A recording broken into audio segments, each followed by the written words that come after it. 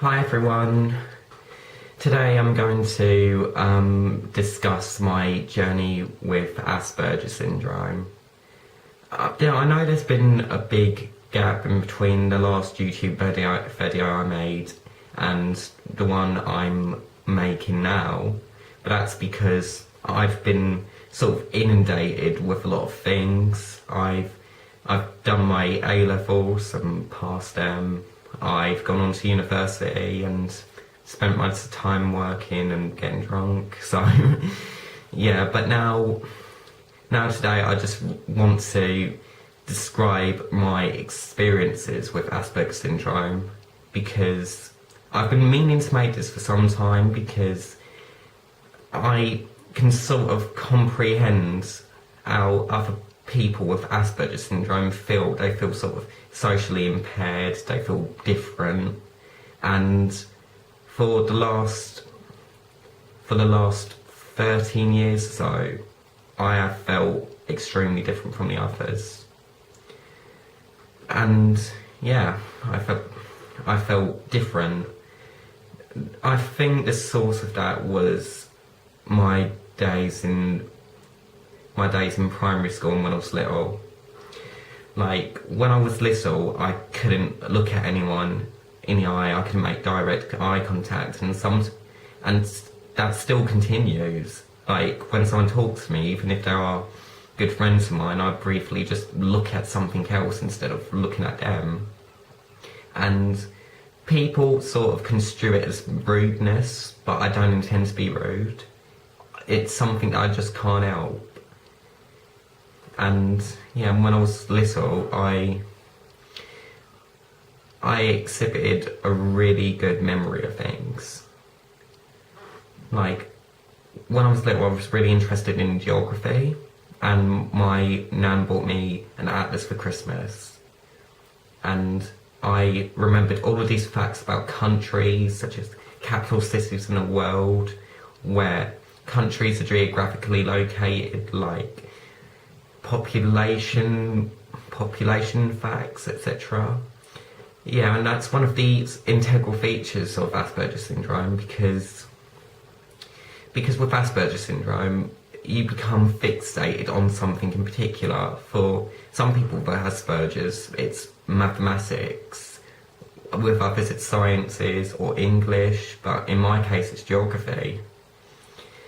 Yeah, and that sort of conveyed in the film Rayman with Dustin Hoffman, because the protagonist in it, he has a really good memory of random facts such as phone numbers, car license plates, etc.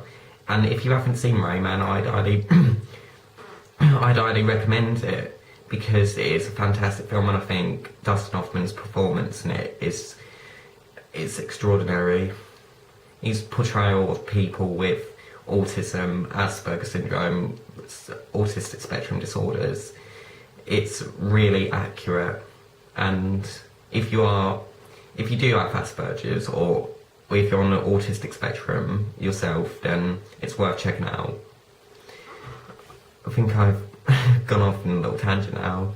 What was I going to say?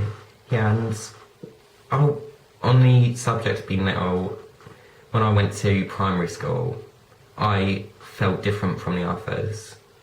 I don't know why, but I felt different for some reason. It's like when the other children were playing football or something, or playing basketball, I was sort of lonely. I didn't want to associate myself with the other children. I was just happy in my own little world. And because I was happy in my own little world, other people weren't happy with me.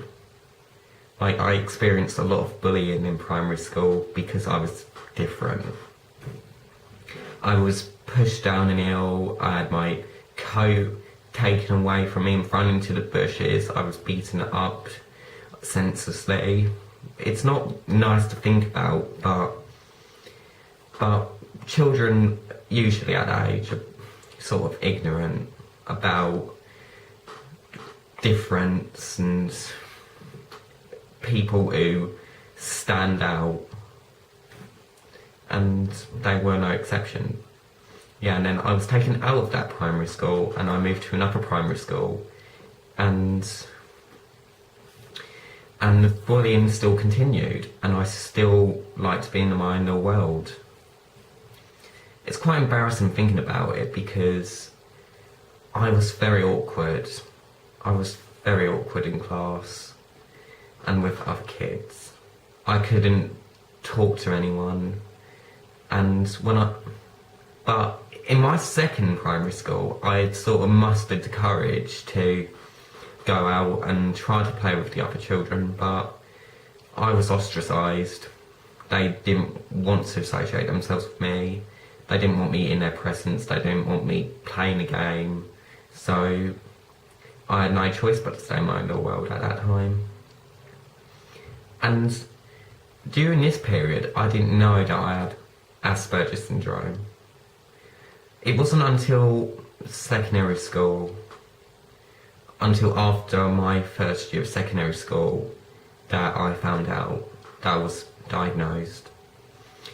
In secondary school, I was very chubby when I entered that time. I was quite large, and I was like 4'11", and I was like 9 stone, which is quite awful. Yeah, and when I went to my secondary school, I suffered a lot of bullying because of my weight. I was teased. I was still experienced the same amount of bullying that was inextricable for the last 7 years or so. I'm trying to think. Yeah, and during this period I suffered from an eating disorder.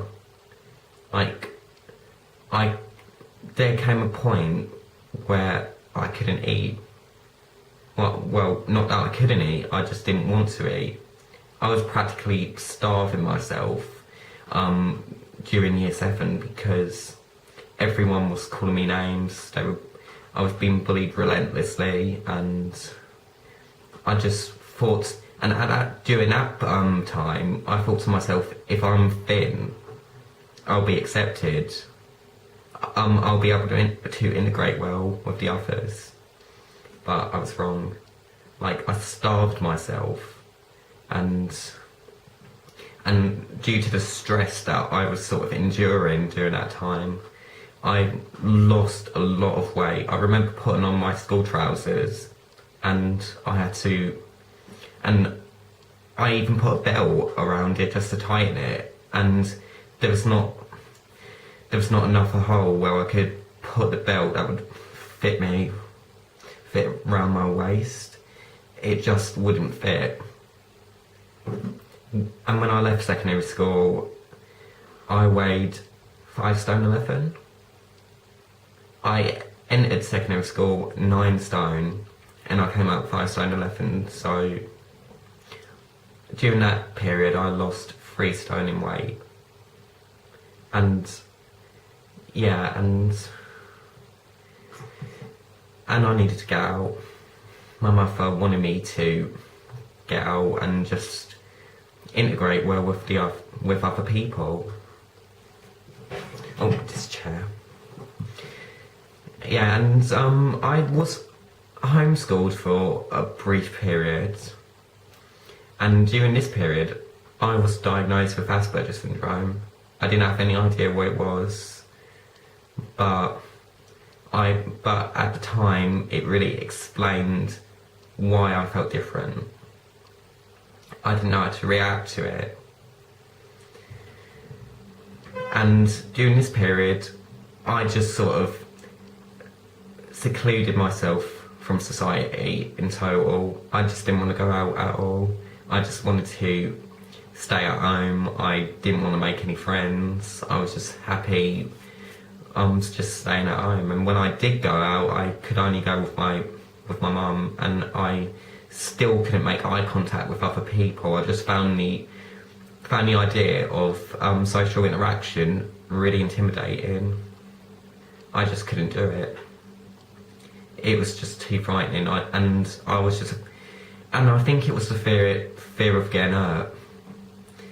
It was the fear of getting hurt again, because for the last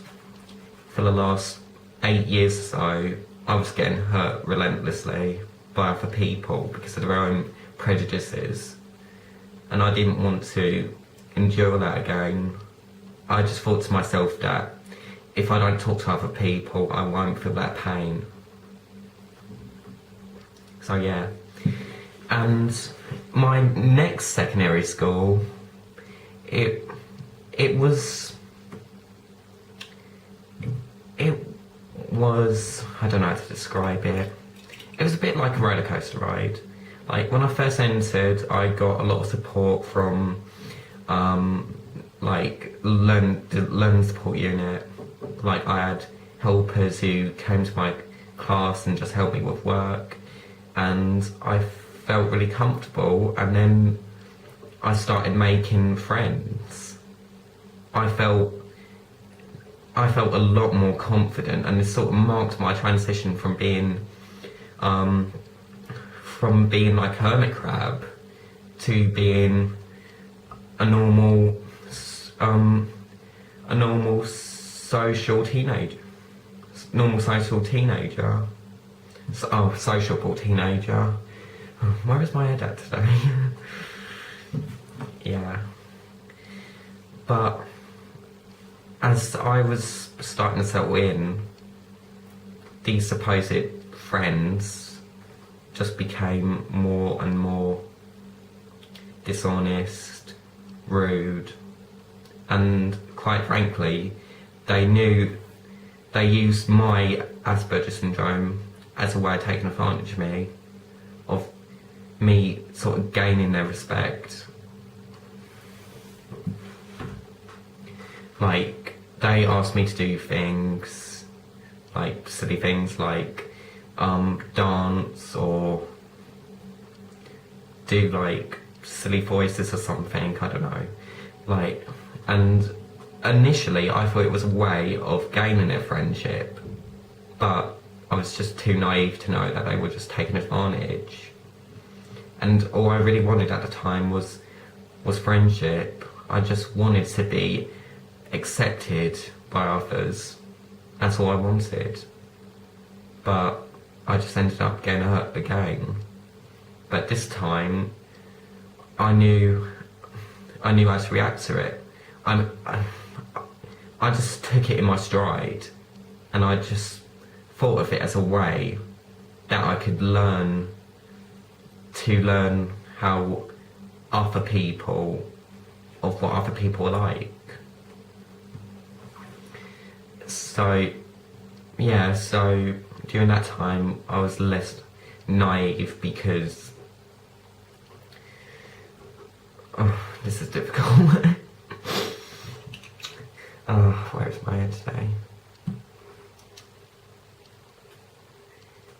Yeah, so I just sort of learned what other people are like, and my supposed friends from that secondary school, there were some decent people in that secondary school.